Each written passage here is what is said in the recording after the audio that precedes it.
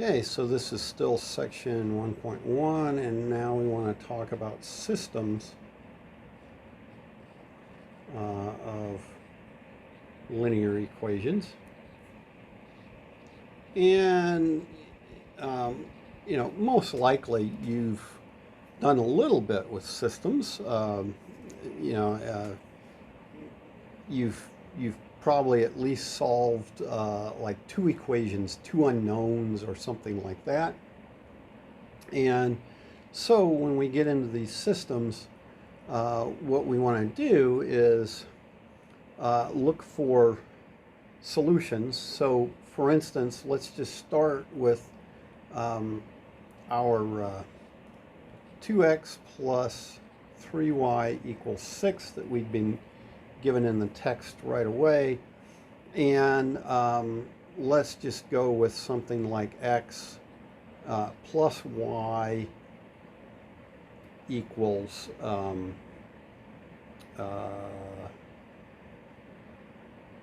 2. We'll go with that. Okay, so this is a system of linear equations because I have two. And the idea here is what we're saying is x and y satisfy both.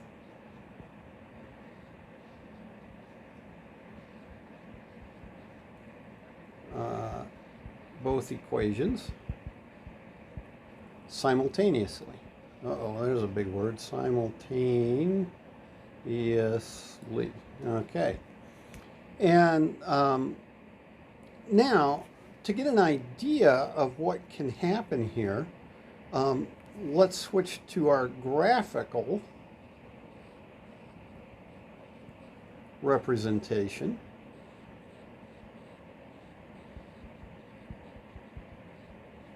And at least with what we have here, we know that each of those can be represented by a line. And so one of three things could happen here. If you think about drawing lines, right, I could have a couple of lines that do something like this, in which case, suppose this is equation 1 and this is equation 2. Okay, and that's perfectly fine. I can write those either way. We'll get now at this point. I'm not drawing these correctly as far as those actual equations. We'll get back to that, but we just want to think about the representation. And here, this is where graphical can help us a lot. Is that here are all the points that satisfy equation 1. Here are all the points that satisfy equation 2. There's only one point that satisfies both. And so you see, if these two lines have different slopes, they're going to cross somewhere, but that's it. So one possibility is I could have a unique solution. Okay, so there is an answer, and it's the only answer, a unique solution. 2, then another possibility is actually, well, if I could draw it better, the same line. So this is equation 1 and it's equation 2. They're the same line. In this case, we have an infinite number of solutions. And then finally, case 3 is, well, I could have a couple of parallel lines. So here's equation 1 and equation 2. And if they're parallel, then here's everything that satisfies equation 1, here's everything that satisfies equation 2, but they never touch, they're parallel. And so there are no solutions. So this is where the graphical representation can kind of help us out to to see what it is we're looking for. Now this was just in 2 dimensions, 2 variables. Well, actually, essentially the same thing happens in higher dimensions with more variables. Now that we'll have to work at the graphical representations of these things, but so if I have 3 variables, the graphical representation there is a plane. And so if you think about the walls and floor and so forth around you, what sort of thing could happen? Well, if I had 3 equations and 3 unknowns, that could be 3 different planes, and it could be those planes all intersect in a corner point, like 2 walls and the floor.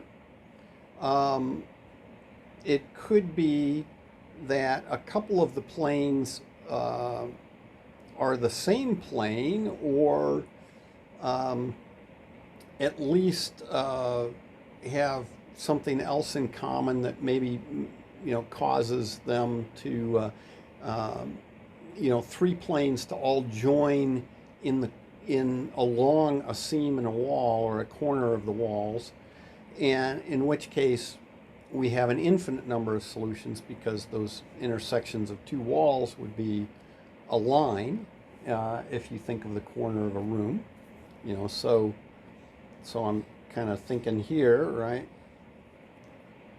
is if this is equation 1 is this plane, and this is equation 2 is this plane, then if equation 3 is the floor down here, that would be our unique case of a single point there. If it turned out that actually I had another wall coming sort of out this way at us, and that was equation 3 instead, well then everything's intersecting along that corner here between the 3 walls, and that's an infinite number of solutions. It could be that the 3 planes do not, that say 2 of the planes are parallel, but do not touch each other, in which case, I have, well, maybe I'll come back down here, and so here's, equation 1 was a wall, and equation 2 was another wall.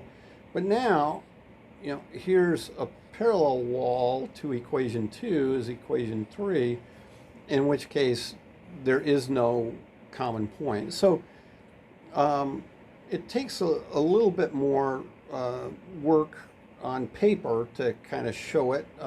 If you're standing in a room, it makes it a little easier.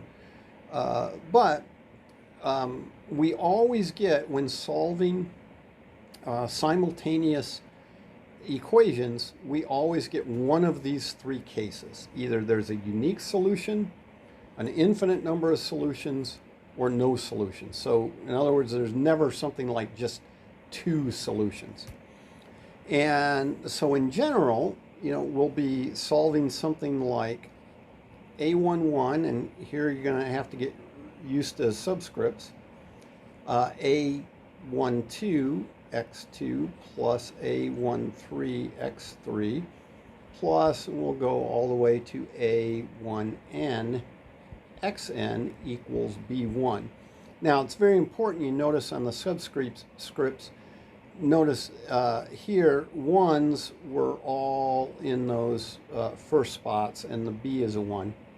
And then we would have for our next equation A21 x1 plus A22 x2 plus A23 plus A23 x3 plus A2n xn equals B2.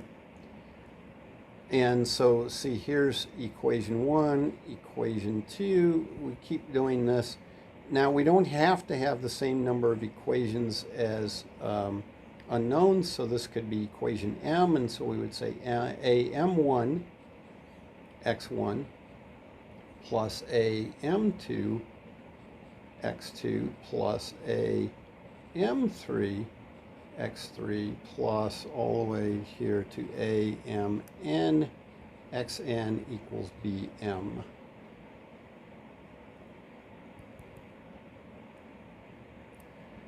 Okay, and so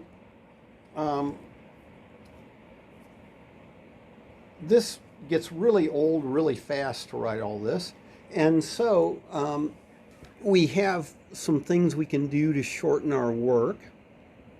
So one thing we can do is use a summation. And so we're going to use a sum to describe each of these equations. So if I take a sum and I say, oh, okay, I'm going to sum A1J xj, and j will equal 1 to n, and that will be B1. Okay, that is the first equation. There is equation 1.